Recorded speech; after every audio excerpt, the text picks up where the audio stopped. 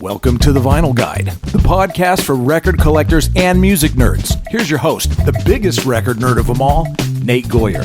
Well, hey everyone, it's Nate. Welcome to episode 519 of The Vinyl Guide, the podcast for record collectors and music nerds. And those of you who may be following me on social media know that I was away on a big trip to the U.S. I went to recently California, Las Vegas, Austin. Oh, it's a big trip. I'm back home now and still unpacking, still getting the records out of the bag and figuring out how I'm going to lose the additional pounds that I gained from all the tacos and barbecue that I enjoyed, as well as the beer. But while I was away, I took in a few music festivals, including Levitation, which is a music festival in Austin every year. It's based on psych and heavy music. It's across 3 days. This year it was September 25th through 28th. Now, this time I was only able to be there one day. I would have loved to have been there for 3 days, but I did get to see some great bands on day one, including Blood Incantation, Acid Bath, Secret Chiefs 3, The Sword. Oh man, you got to check out this band called The Armed. Holy moly, it was like a war zone. It was intense. It was very wild. Wow, I wouldn't have believed it unless I saw it with my own eyes. I will see The Armed any future chance I get. In fact, I'll see all those bands again. In fact, I'm seeing two of them here shortly. Secret Chiefs 3 and Blood Incantation are on their way to Australia later in the year. So, and by the way, we just had Blood Incantation on the show last week, so go back and listen if you haven't already.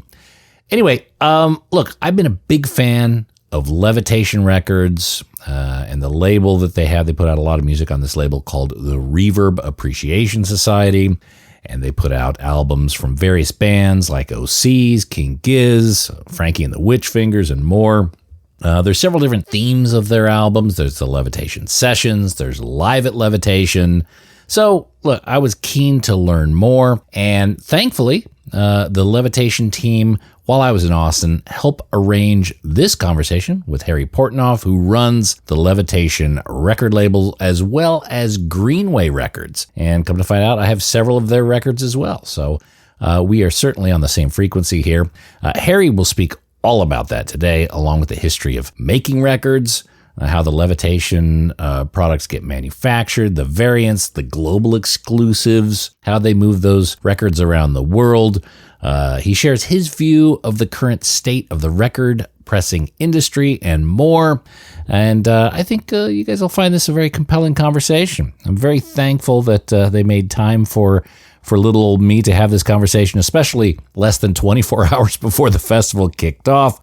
So again, thank you, Harry and the Levitation team, for making this happen.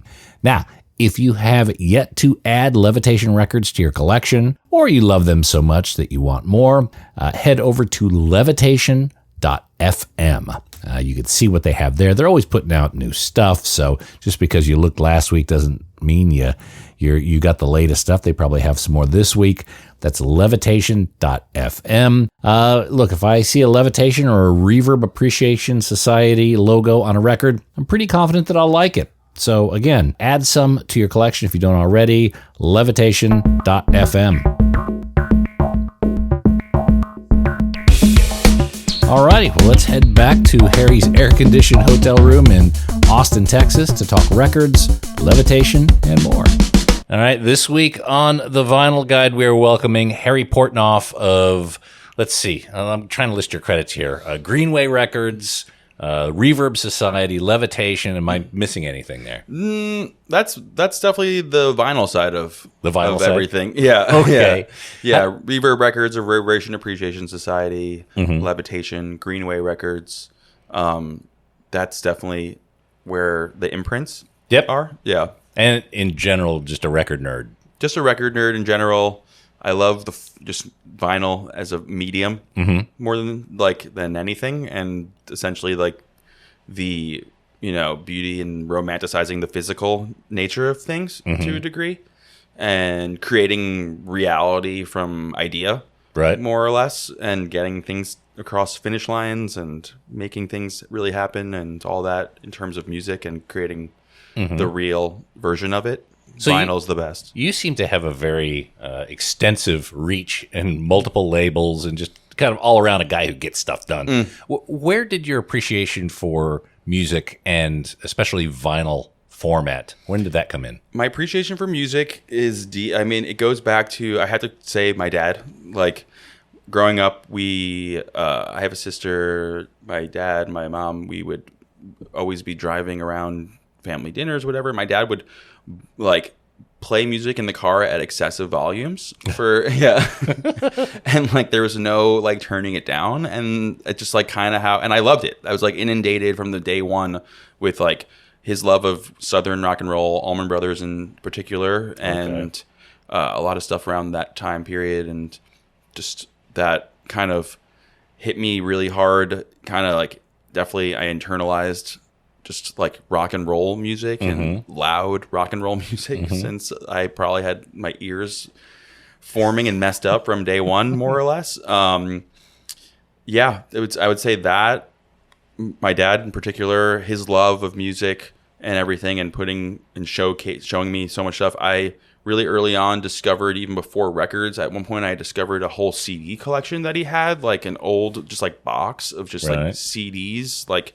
that were like one of those like old, like all the CDs were like lined up and like perfectly like, you know, slipped into like a giant like sort of case. And I started to dive really deep into like, I went through like in my high school years phases of all the classic rock bands and like their whole discographies. I'd listen to every single piece of music I could get my hands on by all the classic bands like Zeppelin, Pink Floyd, and the Allman Brothers, and, you know, just countless, like Jimi Hendrix and all this stuff that was really hit me pretty hard and stuff, like guitar heavy stuff. But it was always listening, not participating. Did you?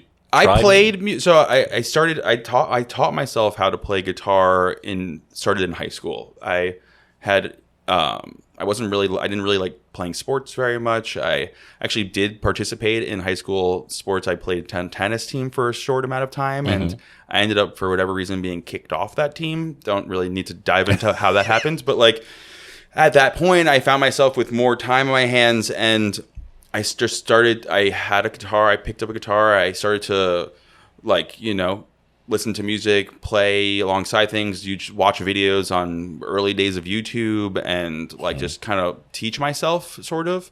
And I just got obsessed with that. And playing music at that point was really important to me, and playing guitar and learning it, and became pretty proficient with. Like, I realized I had an ear for, like, I could listen to something and figure it out by ear kind of deal. And so that was a lot of fun, listening to all this music, playing alongside of it, playing in some bands that were not really, like, just, like, for fun with friends and stuff. This is in New York. This is in New York. Okay. This is, like, 2003, I would say. I graduated high school in 2006. Okay. I'm 37 years old, so... So records weren't really kind of in your sphere at that point. You're talking about your dad. Yeah, at that CDs point, no. The funny thing is, like, I remember my first. So I actually, to fast forward a little bit, I then discovered in we were lucky enough to grow up next door to my grandmother's house. Like, my dad, my family, he bought the house next to the house he grew up in, and so we would go over next door to my grandmother's house all the time, have family dinners there. It was really, like, you know, really nice growing up that way. But I went into her attic at one point and discovered a large box and boxes of records, and a really beat up, broken turntable situation. Like, it took me a minute. I remember hooking all this up and playing the records, not realizing that I was actually only getting like one channel out of things, or like it was coming through in like a mono situation. So I was just like, in the very beginning, I'm like, oh, records sound so weird. They're like half the music or whatever. Like, I'm much younger, in high school or whatever, you know? And like, I just didn't really understand it. It didn't really stop me, or like, I was really interested. I still, like, there was something magical about the music being in the grooves. Like to me, was like, it was more futuristic than pressing play on a computer that I grew up with. Like, that was common, you know? That was, I understood that. Records, I didn't understand. They were like a foreign thing. I was like so mesmerized by the fact that, like, a solid object like that contained, like, you know, a wealth of information essentially in the groove. And it was very perplexing and inspiring and exciting, and I like kind of just like sparked it there. Really, It's almost like an alien concept. Yeah. It's like finding the Antikythera mechanism. Right. I really did feel like, and I feel like it's more futuristic than things that that I grew up on. We were it's just such a crazy thing to me. Yeah. Okay. So assuming you got both channels eventually working. Eventually I got both. Eventually I realized that there was that was the reason why it was not working properly, and I had eventually also figured out they were making nicer new turntables, and I got myself like a project at even I remember specifically it was a red project. It was before they had the debut Carbon. It was just like the version of that before that. And I used that turntable for like a very long time. And that was when I went online, on eBay and bought like a receiver for it, like a 70s Harman Kardon receiver that was like $100, and got all this hooked up. And you're going full bore at that point. Yeah, I was started to dive in. This is like when I went to college and I started to buy records and collect. Do you hear like? Yeah, it's just air conditioning. Okay. I could probably pull it out. Yeah. Look, if we turn off the air conditioning in Texas, we're we're fucked. So I started to dive into at that point I'm going to school. I have my early college years. We were in a dorm, right? And there was you had your computer, and in 2007 there was programs in which you could log on and download every person's music in the dorm. It was a file sharing situation that was hotline or something like whatever, that. It was definitely not a legal situation, but you can connect on a local network, right? Pull up other people's situations that had the program and just start downloading and sharing music with each other. And I became obsessed with just getting as much music as possible. And that was digitally, but then at one point when I started to really get into records, I started to realize a lot of the records I loved were somewhat available, and I started to kind of rebuy my favorite things on vinyl to a degree. And then also, I don't know, weirdly enough, at the same time, the first real thing I got really obsessed with were 7-inches, and the idea of exclusive B-sides that were only available on 7-inches, and things like that, trying to collect as much music as possible, and then realizing, oh my God, there's a whole bunch of things that aren't even, they're only on the B-side of this hard to find, or just not even that hard to find, on Discogs or something. 7-inch, that nugget is only there. So I started to get really into the idea of the exclusive B-side and 7-inches themselves, and that was my first sort of collecting and obsession was finding, and my a 7-inch collection grew pretty quickly for myself. And then as a year or two went on, I got really tired of getting up every 2 minutes. Yeah. Because I only had one turntable. I wasn't doing any sort of DJing back and forth or whatever. I just get up every 3 minutes and flip it over, put another one on, whatever. And I was like, I just gonna buy the album and listen for 20 minutes at a time. It was just, that's a little easier. Right. I could hang out with friends and put something on and show them what records are or whatever.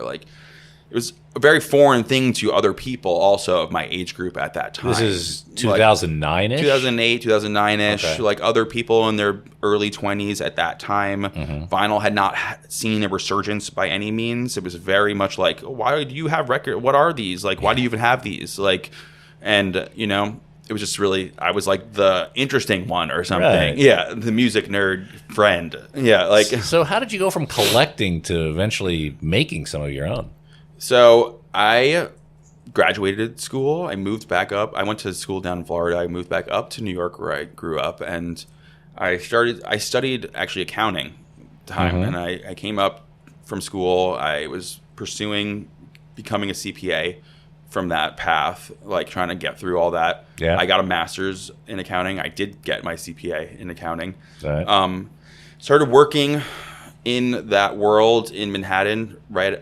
And at that time, I never I was still this entire time obsessed with records. I would any money I make, I would be fueling this hole of finding things and buying things or whatever. There was definitely a line item on your cash flow expenses. Yeah, for sure. I also had no real responsibility at this time in my life. I didn't have lucky to have a wife and a 9-month-old, 10-month-old daughter at this moment in my life. But at that time, I had nothing really. It was just me. So like anything, it was like very, there was a lot less responsibility. Yeah. And it was fun. I could, I was making a little bit of money and doing a legit professional, job or whatever. And I was spending a good amount of it on things I was very interested in.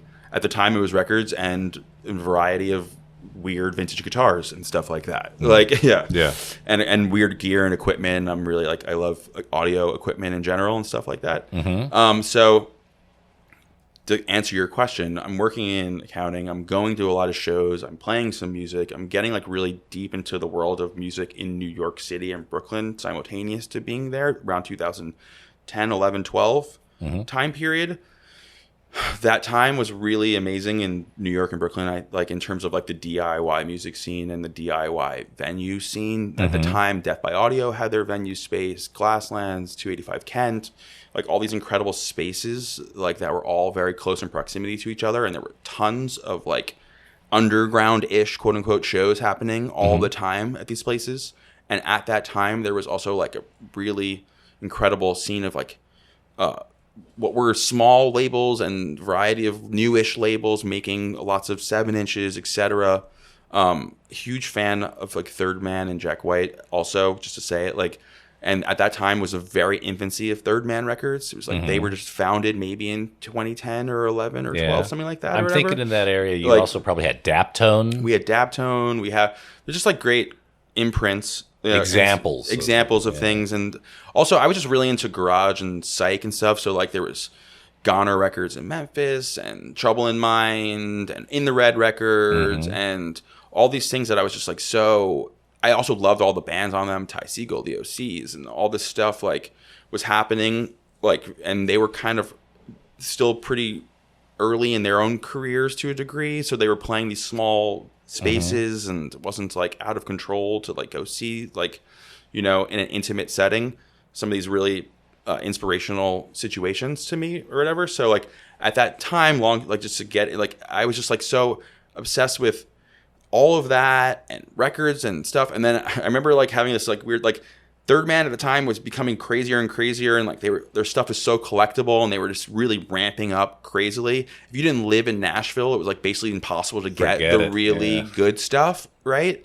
So it was I don't want to go on eBay and spend $100 on some 7-inch. I just kind of gave up on the idea of getting the real nuggets all the time or whatever, because they were doing something every week, and you're just all of a sudden you're just you missed out on you're behind schedule here, So I had this idea. I was well, I really love this these really interesting, colorful, fun things. I want to try to make my own thing. Instead of trying to get that one, how about I make something on my own? And I was playing in a band at the time. We were playing with a local scene of actually Long Beach, Long Island a lot in the summertime.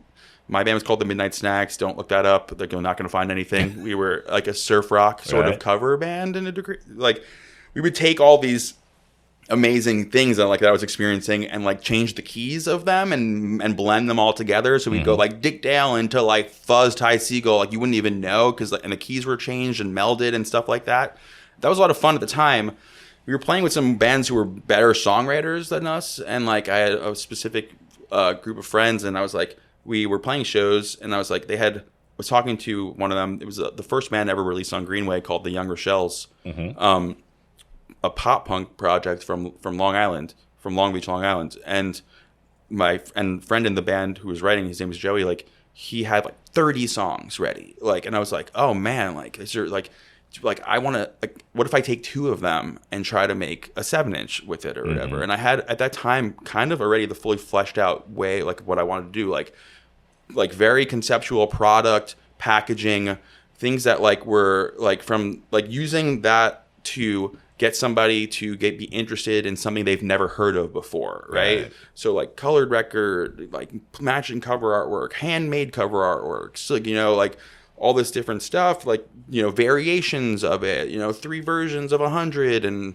screen printing each like cover and like to match that color of record or whatever, right? And like you already had this elaborate plan. Yeah, it was just fun because like it was just like the maxed out version of what I was seeing, sort of, you know, and like on just like hitting it at 100 from like the first moment, like exactly what I would want, sort of. And at that time, there was a really interesting online communities and forums that were more prevalent.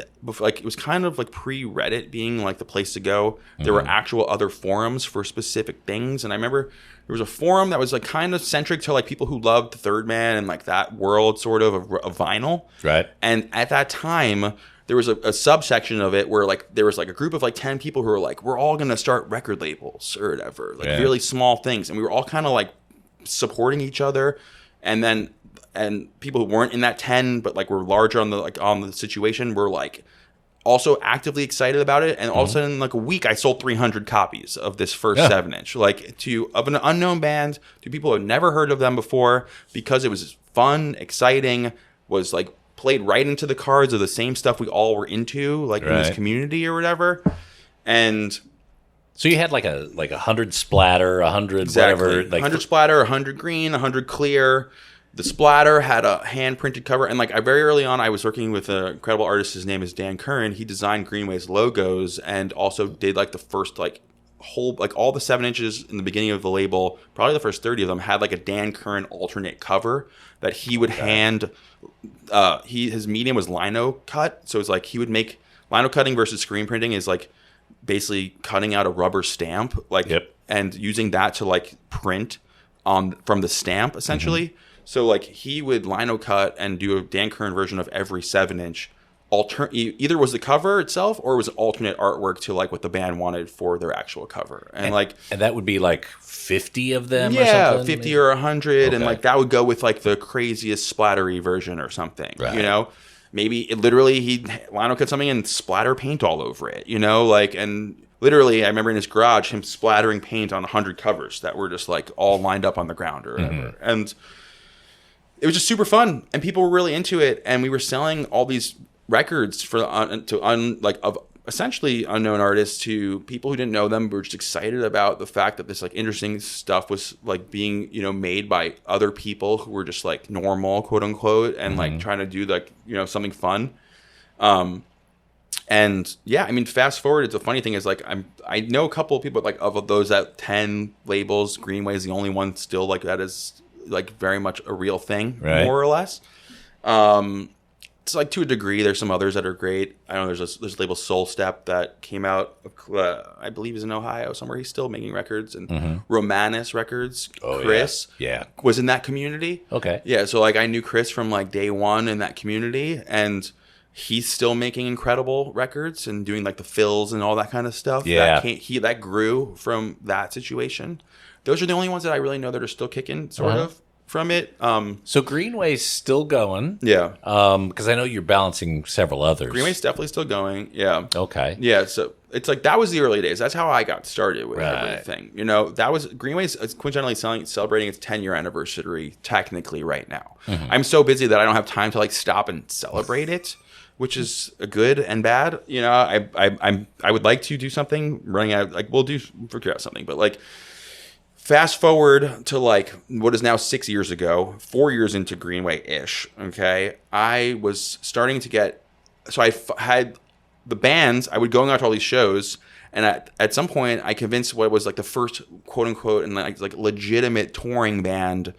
Like of this idea, and the first band was LA Witch from LA, who are still very much an active and very active. They release primarily on Suicide Squeeze now these days, but like I was their first label release, non-self release situation. I met the bass player outside of Music Hall of Williamsburg, Irita, sweetheart, and I was like, "You guys are phenomenal. I have this little label. I want to make you guys something really like special. Like, you know, I want to do colorful and all this crazy, amazing stuff." I'm like, you know, pitching the whole vision essentially to her on the sidewalk.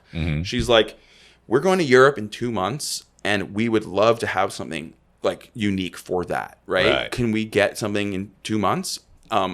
I, at the time, had no idea if that was possible or not. And I said, of course, I'll get it to you. Fast forward, they have records. I pulled every string. I called every plant. I was becoming friendlier and friendlier with certain ones or whatever, and they made it happen. We had records. They were on a plane. They took them to Europe. And that was the first sort of like, once I did LA Witch, I started to meet other bands that were touring heavily, and they're like, oh, you made that LA Witch record. Hell yeah. Like, you know, we're interested, you know? And so that's how Greenway started to like accelerate and get more legitimate, sort of. Fast forward to then like 4 or 5 years in, I was at a festival in California called Desert Days, and I was introduced to Rob Fitzpatrick, who's founder of Levitation, backstage. You know, it was early days. I had just signed Frankie and the Witch Fingers. They had just put out the album Zam. They were playing that festival. And there was like, so I met Rob. He was like, oh yeah, Frankie, that's awesome. You know, and he's like, we have a label. It's kind of been on the back burner. He's like kind of to a degree, a one-man show. You know, there's definitely other individuals who are founders and co-founders of Levitation. Rob definitely takes on the workload. I was like on his shoulders and has always. So like the label of which he loves and had kind of took a back burner, the Reverberation Appreciation Society, for a minute, to the craziness of what the festival Levitation was becoming.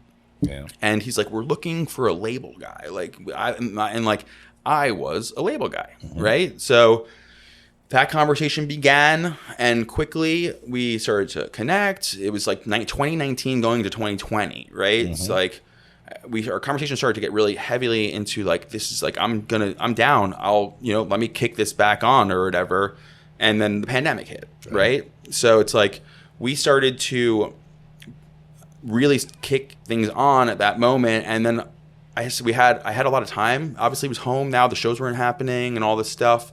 And we really quickly got into like concepts like Levitation sessions. And at that time, which was going out to these amazing bands that had played the festival and like they weren't touring, and being like, we want to like produce a concert film and record the audio and then release that audio on vinyl, on cassette, digitally, and then share the profits, obviously, and, with the artist, and provide income to them and ourselves during this really difficult time, Really quickly, that turned into 30 Levitation sessions, like in a year and a half period. And it was all like, it was crazy because Greenway was an avenue to make records, but like, I was dreaming of the day, like if I was super lucky, and one day I'd work with like one of the people I love, like a Ty Segall or the OCs or whatever.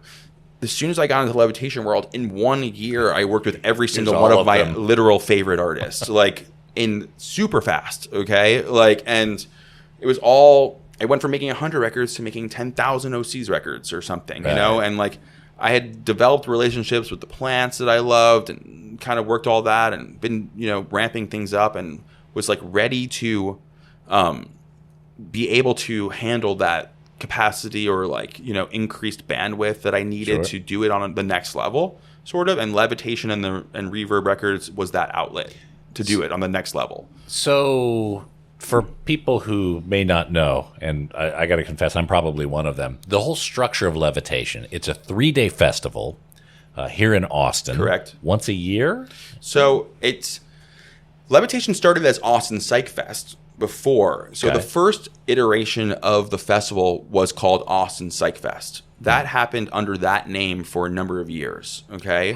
We talking 70s, 80s? Or? No, we're talking about like 2008 or something. Yeah. Don't quote me on that, but I believe that's when the first one was, 2008. And that's Austin Psych Fest. Rob founded that alongside the Black Angels, a couple members of Black Angels, a couple other great dudes and guys in the Austin area put together this festival and started what was, the beginning of an amazing thing, essentially. It's, I'll just say it. Rob, Alex Moss, Christian Bland, James Oswald, they were the guys who were like, got this going, They got this off the ground, Simultaneous to that, they did have the idea of making records and having some sort of version of doing an imprint, the Reverberation Appreciation Society. And like they were, it was but the festival grew substantially. Like from 2008 to 2015, I think they went from their first thing to like 2015 being like 16,000 people showing up for what was like per day, a 3-day event, there was a moment there where they had a sort of catastrophe. There was flooding that canceled a year. Like the night of the first, they were doing it on the river here, right? It was like a camping situation. It was amazing. Like there's early videos of that very successfully happening. And then Texas floods, things that I've learned over the years here, like the weather in Texas is insane. Like you cannot predict what you can see here in a moment's notice. Like, and I'm a New Yorker. I'm not from Texas. So like I've been coming here for years now. Like the night before the festival, a intense like flood situation, flash floods, major weather event destroyed the grounds. And all the bands were here. All the people were here. Like it was just not good. Right. Fast forward a little further, they survived all that, kept going. And it's just like, to answer your question, Levitation is a 3-day event, yes, but now we've brought back Austin Psych Fest, which happens in the spring as a 3-day event. Okay, so Austin Psych Fest became Levitation, and became now Levitation, and then it was decoupling only again. Levitation for a bit. And then 2 years ago, we decided to bring back Austin Psych Fest as a separate event. Okay. And that happened in the springtime, and Levitation traditionally happened in the fall, most of the time around Halloween. This year, coincidentally, a month earlier, because we are in an amazing new venue that is kind of a brand new experience. The Palmer Event okay, Center, yeah. which is like double the size and one central location, and kind of bringing back this awesome growth. So the Psych Fest and Austin, why is Austin so associated with the psych community? I really think it's Austin Psych Fest and Levitation that like really, I mean, one, it's Rocky Erickson and like 13th floor elevators and all this amazing, moving sidewalks and all this stuff that was definitely Austin, Texas based, like, and like foundational to inspiring the people that I work with to a degree to do like to start the Black Angels, etc. And then like, I think it's like they then early in their career had a really explosive moment, and like that kind of brought back what it was like Austin's psychedelic music, like rock and roll, like to the point where a band was like becoming popular and known, like the Black Angels. And then simultaneous to that, that's where they started Austin Psych Fest, because they were becoming so prevalent and and really out there. They had become so friendly with all these amazing big artists at all these other festivals they're playing, and they're like, we're going to start our own festival. And everyone was, up to my understanding, was like, we want to come play it, like all their friends, and these are other pretty big artists and stuff or whatever in that community, right? So it's like this event started happening here in Austin in 2008-ish, and it just brought back that psych rock thing, and like that's already been almost 20 years, from that point. So I feel like it just got revitalized and directed at like what it is in Austin being a hot spot for that. Because when I think about the different hot spots around the world, not even music, like Silicon Valley, a lot of reason that's there is because the colleges, Stanford's there, and that always had a very heavy tech program, so people just stayed in that area.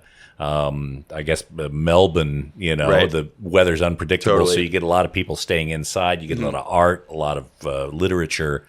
I always wondered about Austin, like what was it that had 13th floor elevators and the moving sidewalks? Like does the soil like grow mushrooms better than others? I don't know. I'm as intrigued as you are with that same question. I'm a New Yorker born and raised. I came down here, and I'm lucky enough to like pursue my dream of making records on a larger scale because of how amazing it is. You know why it is so amazing? I think it's because these people also followed their dreams and made such an incredible experience for other people to come and be a part of that, and provide like these experiences and moments and festivals and weekends and all this incredible art in one place that's very fulfilling and inspiring for other people. Yeah, but it could have been Houston. It could have been El Paso. But they lived here. They went to high school here. So that's I just wondered, like, if it's a triangulation of different radio programs, it might be 60s or something like that. It could be a lot of different things. So anyway, we'll no, keep I mean, I feel it's like it's Austin is like, keep Austin weird. Austin is a place where people are like artistic and a little more forward thinking to a lack of a better way of saying it, in Texas to a degree. You know, it's like a dot in the middle of a huge place, right? Like, and there's an incredible arts community here, and I always run into the young people who are just very inspired and doing their own thing and making music and making art, and like it reminds me of like Brooklyn and stuff like that, where it's like very artistic and people are very passionate about, you know, figuring things out and making things. Yeah. I feel very much at home when I come to Austin. Same. Yeah. And I eat a lot too. Yeah, it's great. So, all right. So the Levitation brand, let's say, then there's the Reverberation Society. The Reverberation Appreciation Society. It's a little bit of a mouthful, Yeah. but that's what. Okay. That's the, and then we shorten it a little bit to Reverb Records, like Right. to a degree. Okay. But that's the imprint. Yeah. And you've got the Levitation Sessions, which is different than Live at Levitation. Correct. Levitation Sessions are these films that we would put together. We went to these bands mostly during the pandemic, and it went past that, and we're like, what is your Live at Pompeii? Like, what is your ideal, like, you know, concert film that you see for your band that you haven't made yet, you know? And our idea was to fund and produce these films and like inspire the band and push them to kind of do them in interesting scenarios or sceneries, and like have this incredible, like, do it in the middle of the desert, do it on a cliffside, do it on a, you know, wherever. And we were figuring that out with them, and that's the Sessions. It's a film that we then also take the music and put on record and release. Live at Levitation are performances at the festival itself. We have archive recordings that go back to day one of this. And I love that. And they had the foresight to record pretty much everything from day one. Multi-track record everything. Our archive is deep. There's amazing stuff in it. When I came in, it was part of my job was to go dig through the archives, which I still do all the time, and then reach out to these artists and figure out if we can like come to terms on a commercial release of that music. Because all we had was permission to archive, with the idea of future conversation then being possible, you know? And that's still what we go out and do every festival. We archive everything, and we say, this allows us to have a future conversation about maybe putting this out, you know, at some point. So everything in the next 3 days is going to be recorded professionally, multi-tracked. Everything is being recorded. Okay. Yeah, that's another part of my situation, is reaching out to these artists, getting approvals, all that. So we are continuing to archive everything. So Live at Levitation are recordings that are being released that are recorded at the festival itself, some point over the festival's history. Yeah. Okay, so you have these recordings. Some of them are 1 or 2 LP sets. Correct. You also have box sets like King Gizzard. You got like 25. Correct. Are those all Levitation? Or so yes, and like Gizzard does a really interesting thing. They have their like bootlegging situation that they started, and some, like, they basically put out most all their live music these days, and the ability to have other, you know, people, labels, whatever, create what they want from it. I love King Gizzard. I saw them back in 2014 in Brooklyn play for 200 people at Baby's All Right every Friday night for 6 weeks during a residency they were doing there. We were hanging out. My friend Dan Curran mentioned before, I was doing posters for all those shows. We became very friendly with the band and their management, even early days, back in the Brooklyn days or whatever.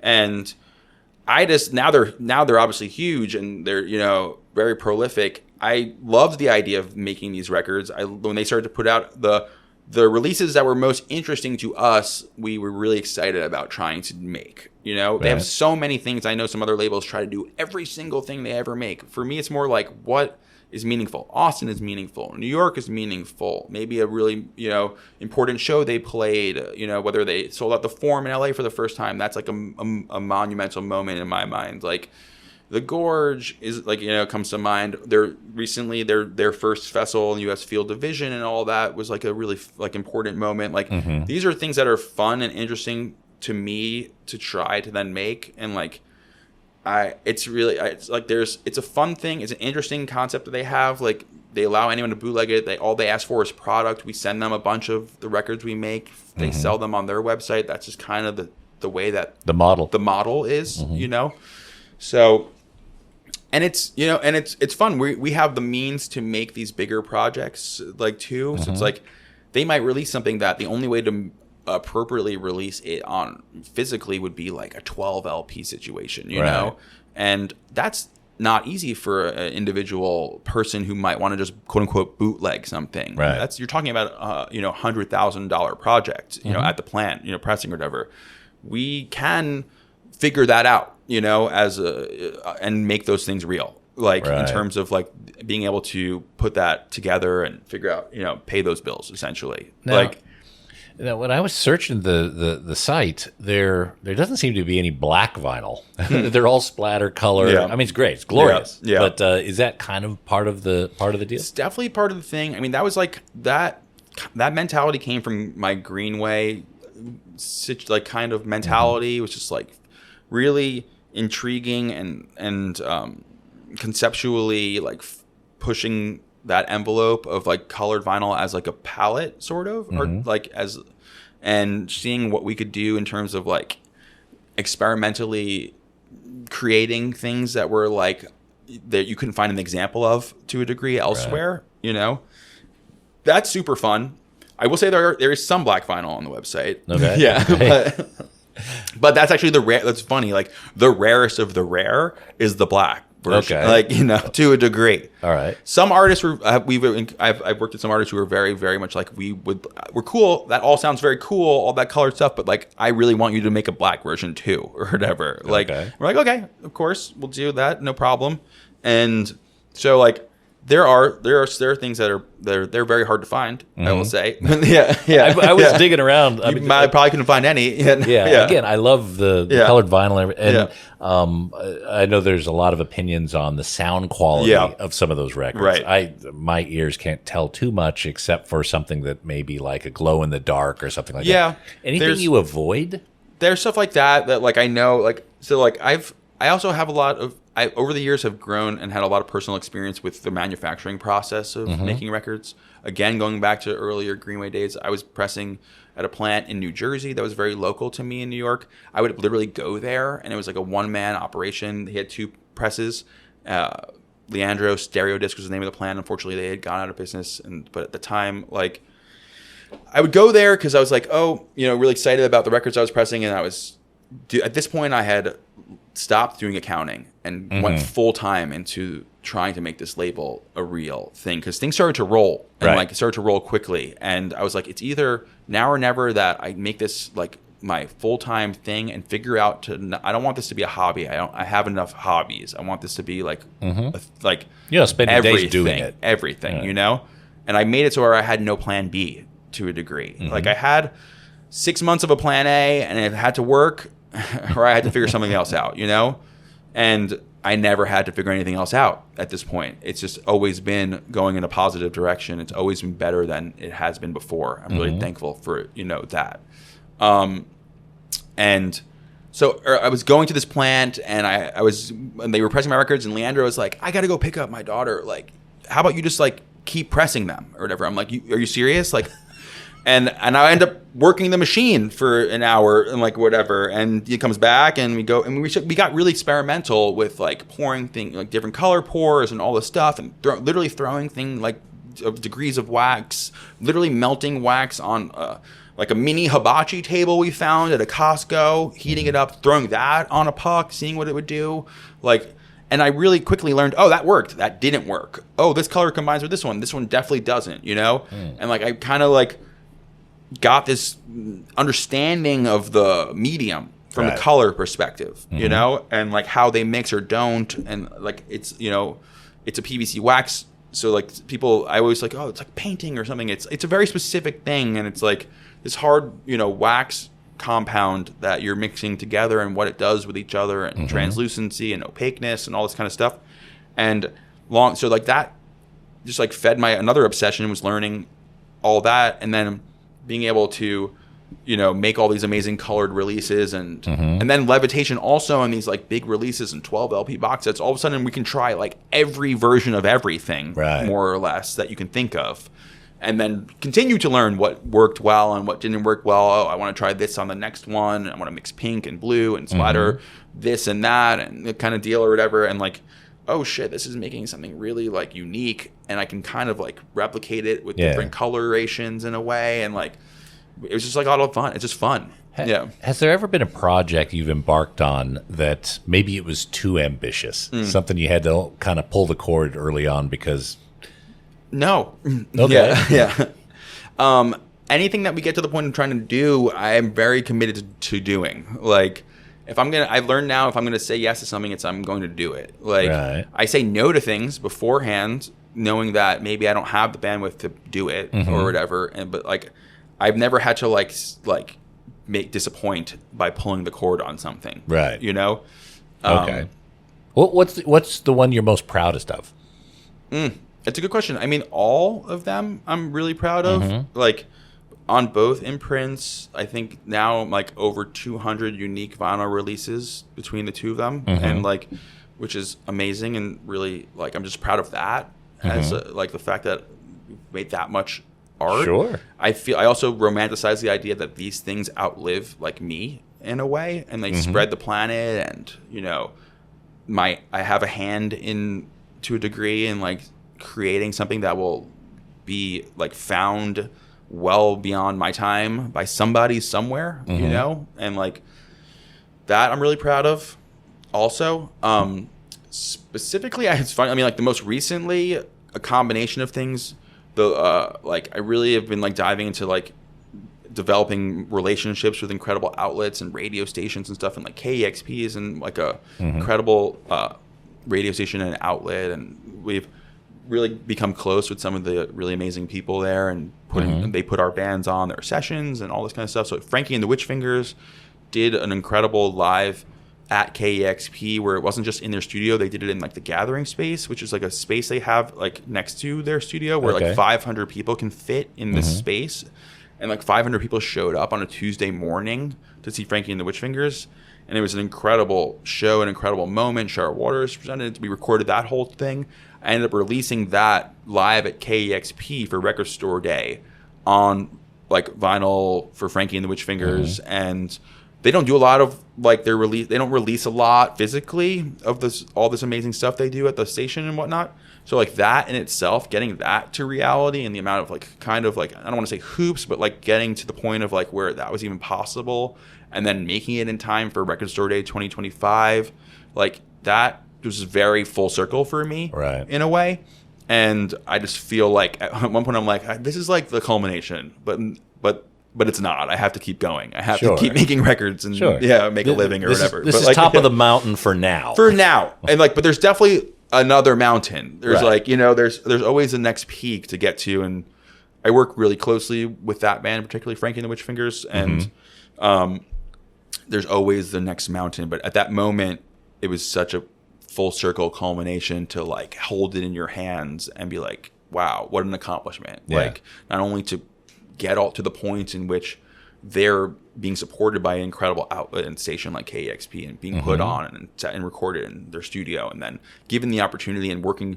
I flew out to Seattle 5, 6, 7 times for different sessions like I was doing with other bands, and every time me and like Jim, who's like head of all video at KEXP and like he's incredible, we would talk about this idea like all the time, and be like, yeah. And Jim was like, I want to do it. He's like, I just don't know when we can fit it in. We'll keep talking about it. A month later, I'm back out in Seattle. It's like, I think maybe the summertime, but I'm just not sure exactly when. A month later, I'm back in Seattle. He's like, what about mid-July or whatever? And I'm like, you like July 21st? And I'm like, July 21st, we'll be here. Okay, yeah. And that was play like, the long game. Yeah, it's a long game, sort of, and like, but it's like very natural and you know and real and there's like there's excitement on all ends, and then taking it and to the point in which we've got, you know, we had the room packed to the brim with people, and it just was very fulfilling and like felt like we were accomplishing some sort of like the dream was becoming a reality in real time, like in a weird way. How do you see the record business, buyers, the market? How have you seen that evolve over the last 5 years? I know the pandemic had this big burst. Now I think, you know, the economy's a bit different. I think people are looking at their records a little bit closer, their purchases.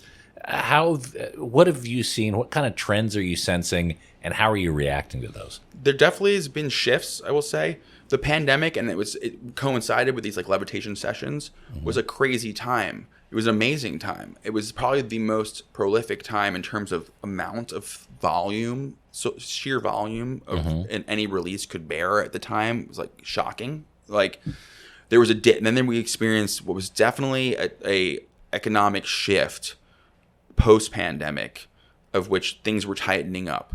And we had to shift. Like I remember making a couple releases like with the pandemic mentality and numbers in mind, and noticing, well, I still have 1,000 copies of this. Like that's unlike it was a year ago. I need to reassess like what is appropriate for the market, like, and decrease the pressings and make them more reasonable. And I'd rather not sit on, dead stock or excess. I'd rather continue to make releases and be reasonable or whatever. So like there was a shift at that point, and I think things started to tighten up a little bit.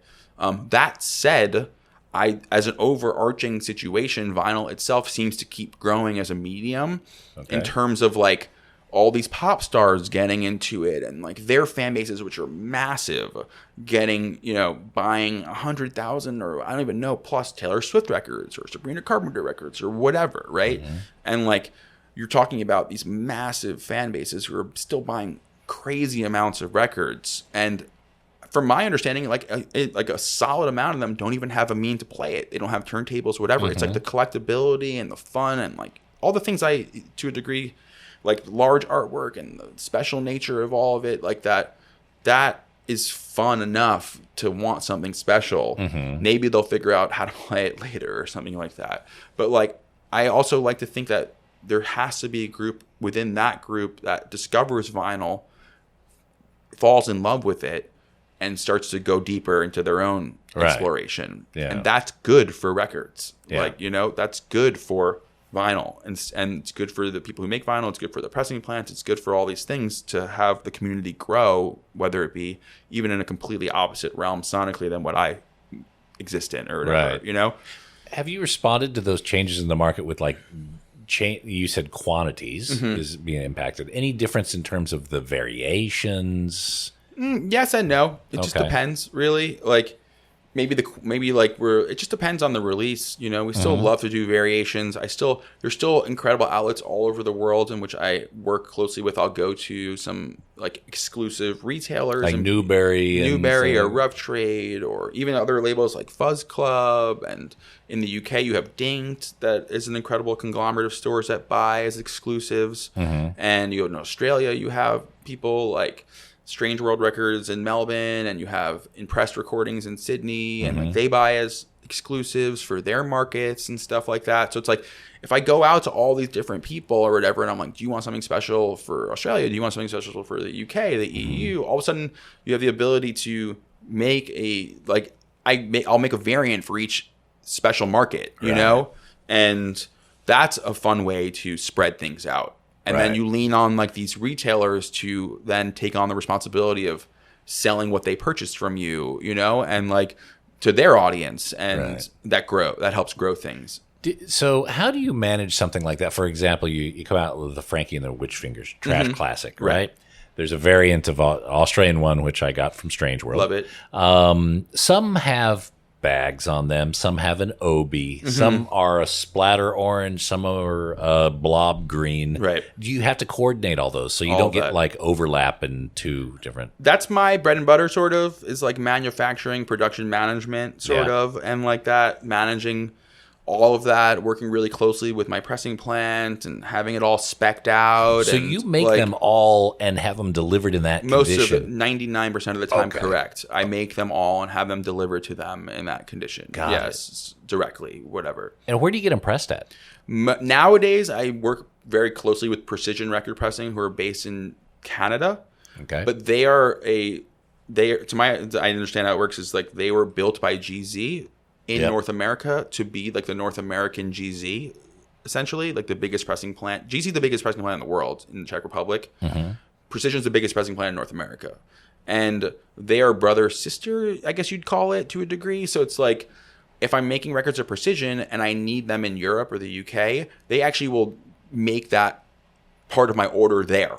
Right. Okay, so that it's easier. They don't have to ship it across the planet. It's much closer. The shipping costs are much more reasonable, and all they're doing is sending, plates over and putting it on locally, essentially, quote unquote, right? So it's like, it just depends on how the order is spec'd out, where things are needed, and I like that. Like, I like the ability to make what I want to make and be able to do it at scale, which is they can handle larger amounts of things and whatnot. Now these releases are going something like Trash Classic or whatever, like we're pressing a decent amount of records and all these variations. Not many places can handle that workload efficiently, effectively, and make my release date or my delivery dates that I'm trying to do, right?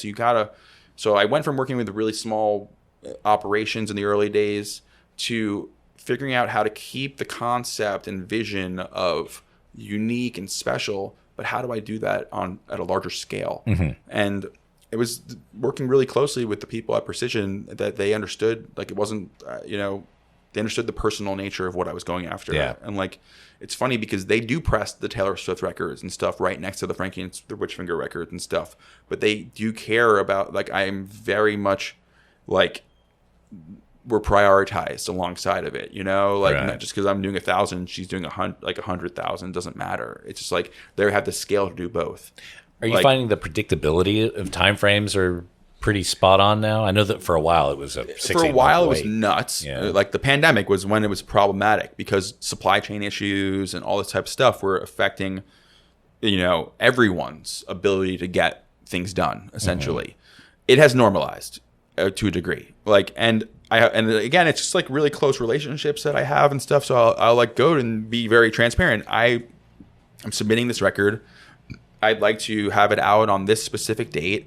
I need to meet a specific delivery deadline for distributors and stuff like that, which tends to be on a specific timeline, so that a record, the fact that it's in the shop means it came from somewhere, right? And it needs to be at that place a month before that time so that they can then do their job properly.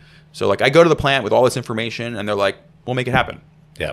They're very reasonable about that type of thing. And for whatever reason they can't, they'll tell me, and it's not like, so I work around those, constraints or whatever. Yeah. How about test press? Test pressings. I don't see many Reverb Appreciation Society test pressings. Like out in the wild or whatever? Yeah.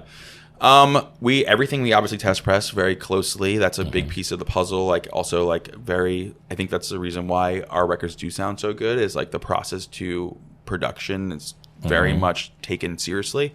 And I have an office full of test pressings, but very rarely do they, like, the bands usually get copies of test pressings, of course, and stuff like that. And occasionally one will, like, I've been known to DJ, quote unquote, also I do like in Brooklyn, and like when I do these gigs, more or less I just play unreleased material that I have test pressings of.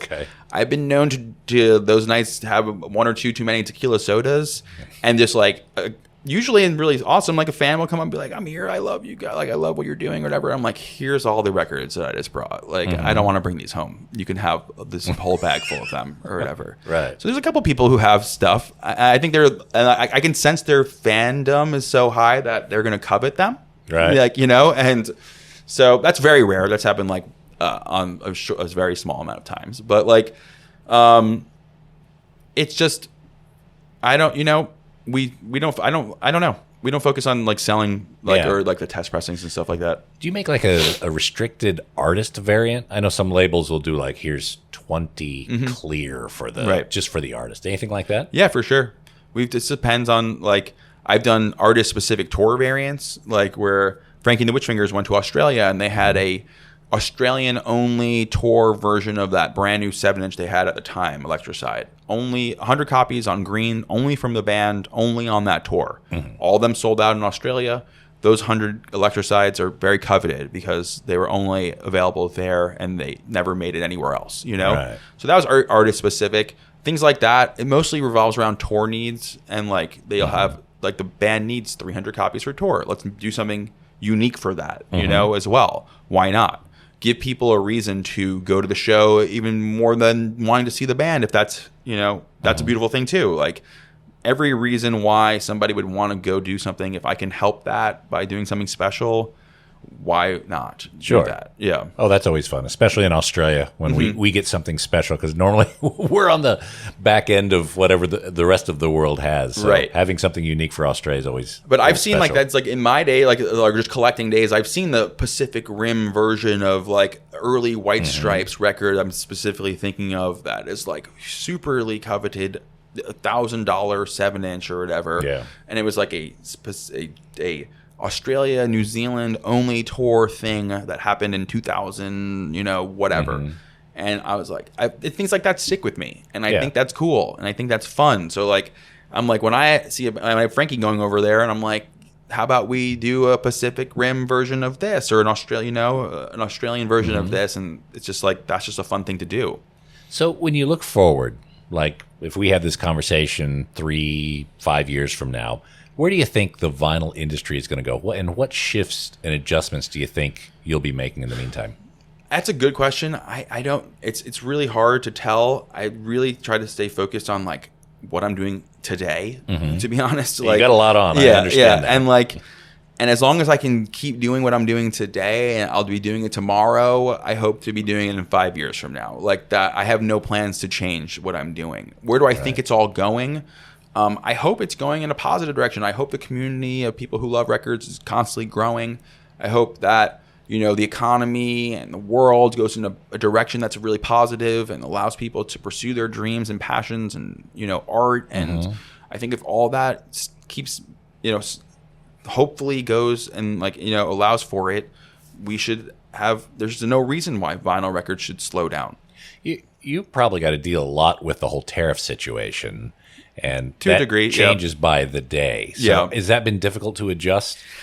Thankfully, no, because early on, and I will say it was really great, like Precision, like the record pressing plant that I work with, like there was so much uncertainty around that, and they were so critical to their operation that they didn't have like labels in the US sort of freak out and try to go, elsewhere or whatever. They were like, we don't know what's going to happen, but we're going to absorb all the tariffs for at least a year, like while we figure it out. No change to you, and that was very comforting, I will say. Gracious. Yeah, very gracious on their part. And like, things happen so quickly in real time. God, I don't even know what the tariff situation is in regard. I recently read that vinyl is exempt from tariff to a degree, because I've seen it more so affect other labels who are selling their product on their own website, having issues where people are like, you can't even ship to America now, or like, we're not shipping to America right now because we don't even get it, or whatever. And like, that sucks. And like, or you can get the records, but not the sleeves. Right. Or some crazy stuff. Like, it just doesn't make any sense. So like, they basically have to hit pause while things are being sussed out, and that is crazy. That's devastating. That could kill you, in terms of a company, a business or whatever. Like if that's, something that you rely on and you does well for you or whatever, like, traditionally and before the craziness and whatnot.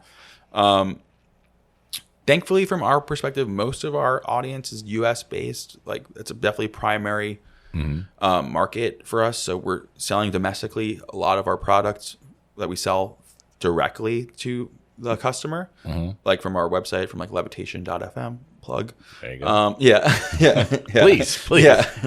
And we do ship internationally for sure. It's just like, it's hard. A lot of people can't constitute paying more money for shipping than the cost of the record. And I get that, but I have no control over what the post office charges you, I just have to charge the cost of shipping, right? So it's like, and it kind of sucks when it gets more expensive all the time. Right. I get it, That's why I go out to these local places and I try to put local variations across the planet in Australia and the UK and the EU. So there's a cool version over there that you can get, quote unquote, locally, for local shipping costs and etc. Like, go buy it from Impressed Recordings in Australia. Go buy it from Dinged in the UK.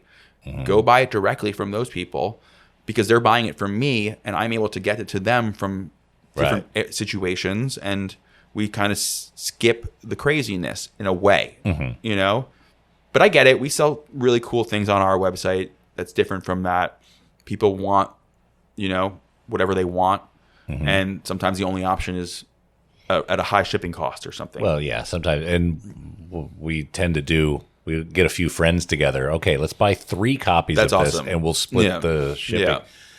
It's the only way I can keep up with Melvins these days. So what we had some of the King Giz guys on the show in previous months. One of the areas of focus for them is eco-friendly vinyl.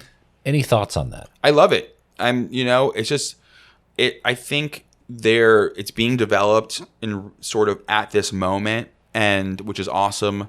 We're seeing it being brought to more availability in this moment, which is awesome. I will say there's always been sort of a quote unquote eco way of doing things. A lot of times, like plants will regrind, there tends to be like 10% ish waste in the pressing process, from my understanding, roughly. At least, and that means 10% of records pressed need to be thrown away. They are damaged in some sort of manner. They look at them. Breakage. You're talking breakage. There's a breakage. Oh, okay. There's a defect. They need to be tossed, right? The plants don't literally toss that. They'll go and pop the center hole out and throw it in a machine, grind it back down, and then use that as a basically reused, regrind. And that in itself is sort of an eco version because it didn't get thrown away. It's being reused.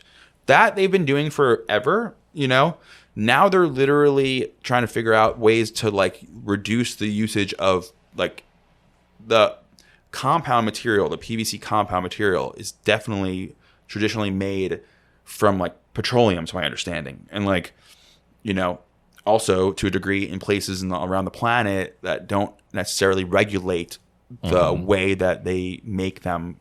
I've heard 80% of polyvinyl chloride comes from Vietnam or Thailand. For sure. That's my understanding of it too. I don't buy for the pressing plants. I don't know. A lot of times they keep those suppliers close to the chest to a degree also. I'd love to know where you make your compound. I'd love to go talk to them about something really special, but I can't. I don't know. I've never traveled over there to go find suppliers for myself or whatever. So that my understanding of it is it's traditionally been a pretty dirty process, and it's not a eco awesome thing to work with petroleum typically and whatnot. So but I'm learning about new alternative compounds that are coming to market that are being made in more eco-friendly manners, and that's awesome. Of course that's awesome. I would love to do everything I can to reduce waste, and they're on the forefront of that. I would say, they stopped using plastic to shrink wrap, and because of a band like that produces records at a scale that they produce, all of a sudden, if I wanted to make 100 copies with no shrink wrap, it'd be really expensive if there was not a band making 1 million copies that all of a sudden they created something for, and now we're doing it at volume to make it affordable, right? So that's awesome. Those options now become affordable because there's somebody else making enough of them, And they're a bit of a North Star. Yeah. They'll take their music off Spotify and they'll do different things. They'll make statements that make other people that's an interesting consideration. I wish we were in I respect the hell out of all of that, and I would love to leave Spotify. I think it's the worst sounding platform that there is. I don't have many good things to say about the platform, okay? What it is, though, is that I work with a lot of talent and artists that are very much being discovered and emerging, and those discovery platforms are critical to them.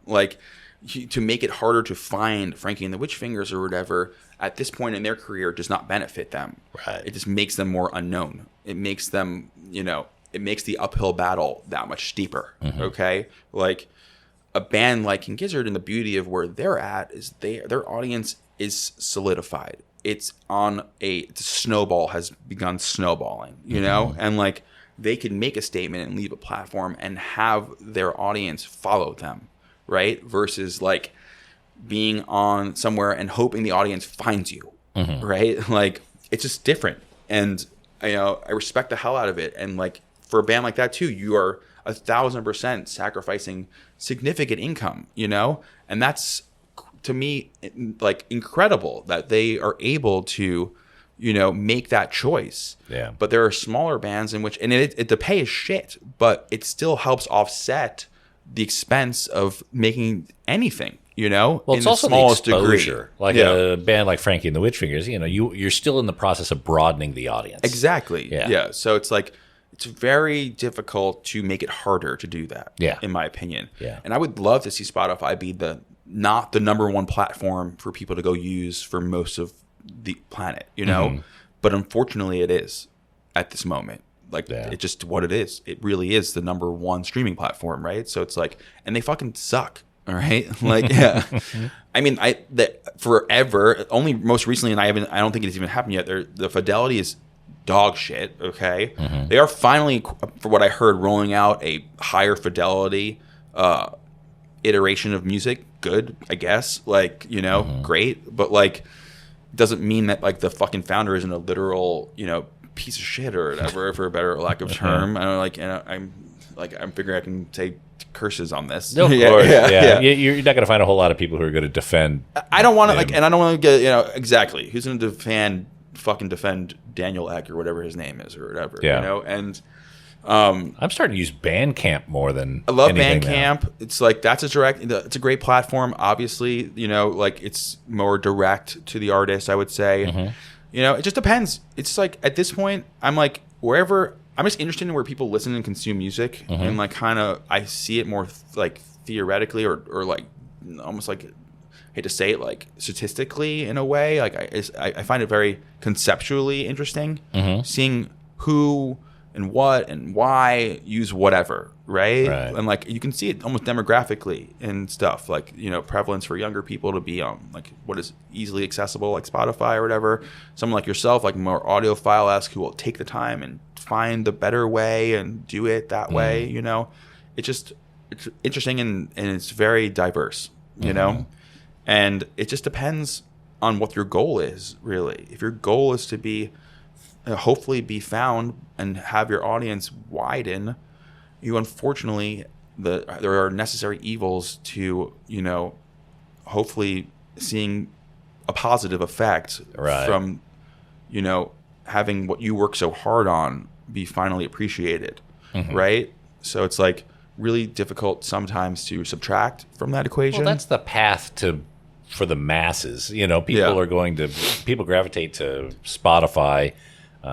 Whereas there's Apple Music and Bandcamp and a few other options, but no one, I don't think thinks poorly of a band, especially one that's still on the rise. Totally, of kneecapping themselves essentially. Right, and like I respect anyone who's willing to do that, and and like it's just hard. It's hard. Like from my perspective as a label, I invest a lot of cash into these situations, and it's like it's hard to remove a way of making that income back, even if it's small in comparison to whatever. Like it helps me fund the next thing for them and to do my best to facilitate their growth from the perspective of taking their art and getting it heard, whether that be making records or producing the recording process itself or putting the doing what needs to be done to get to allow them to continue and from my perspective help that be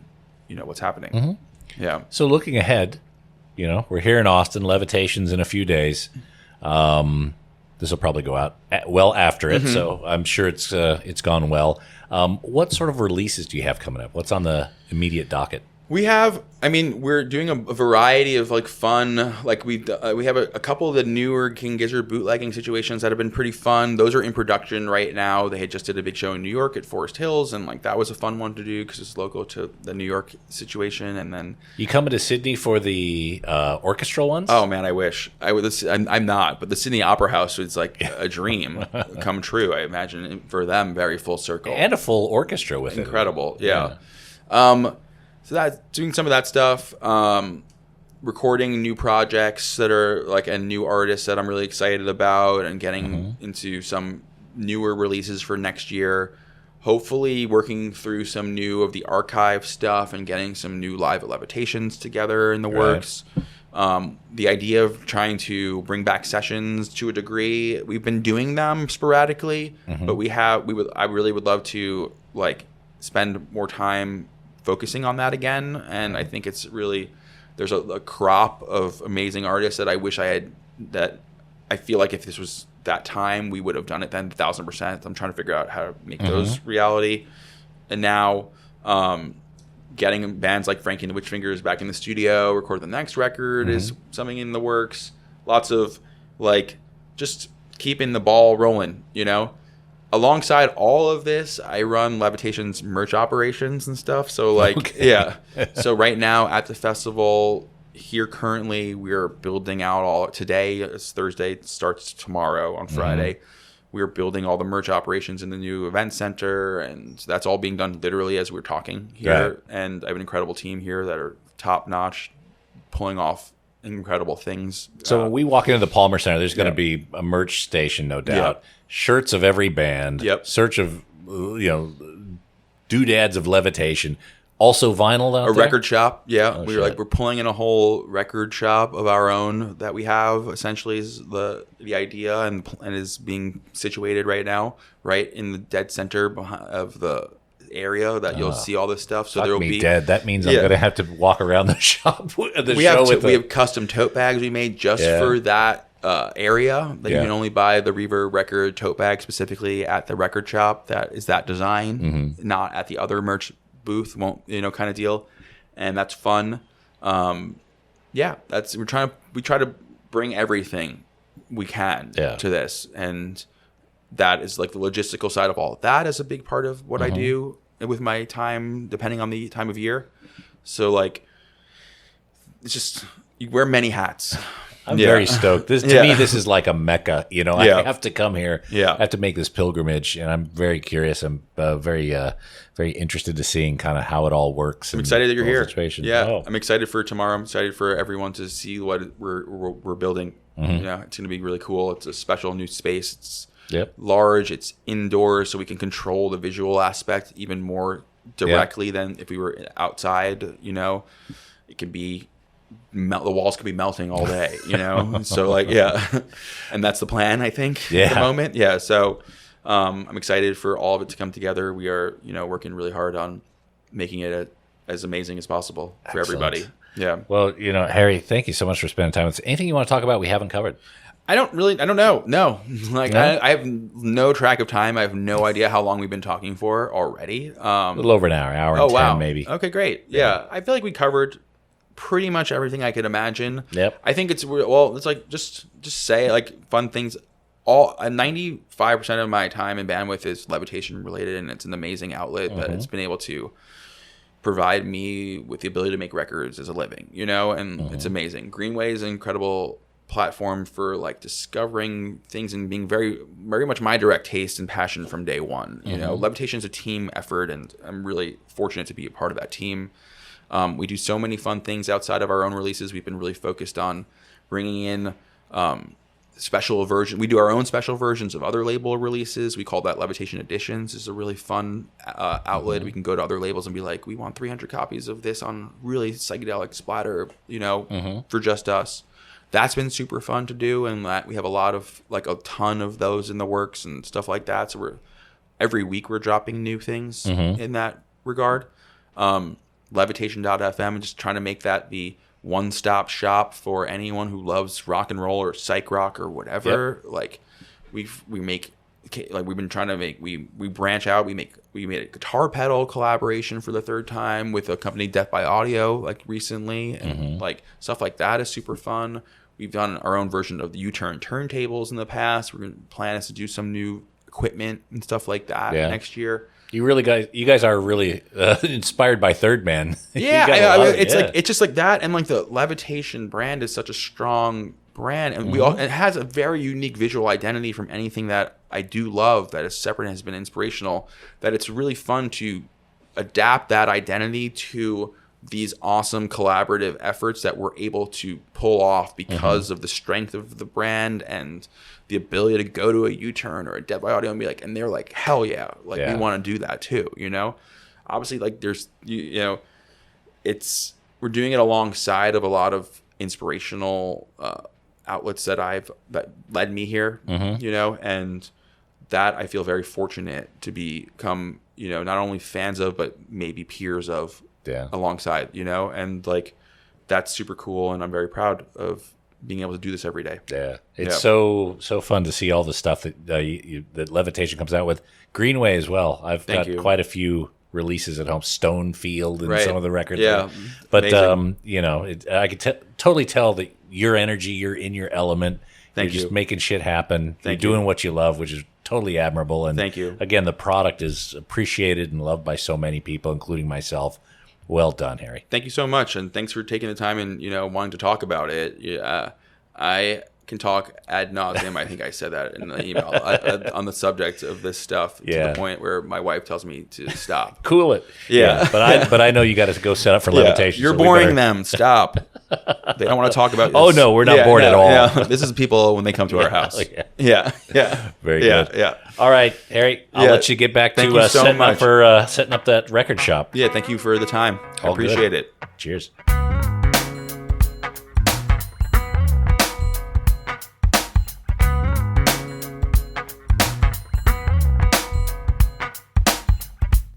Thank you again, Harry. Very, very good conversation. It flew right by, and it was very gracious of him and the team for making over an hour available less than 24 hours before the Levitation session began. I'm sure there were plenty of other things his time could have been spent on, but I'm very thankful they spent it with me and us by proxy. So again, thanks Harry and the Levitation team. Again, you guys want some Levitation records, check out their designs, learn about the festival, even make plans to go in 2026. Go to levitation.fm. And that's it for this episode of The Vinyl Guide. Thank you so much for tuning in. Again, appreciate everyone who's sharing these episodes on social media and leaving us positive reviews on Apple Podcasts and Spotify. That is hugely appreciated. Putting them on Reddit forums and Facebook groups, it really does help expand the listeners we have. And the more listeners, the more fun, of course.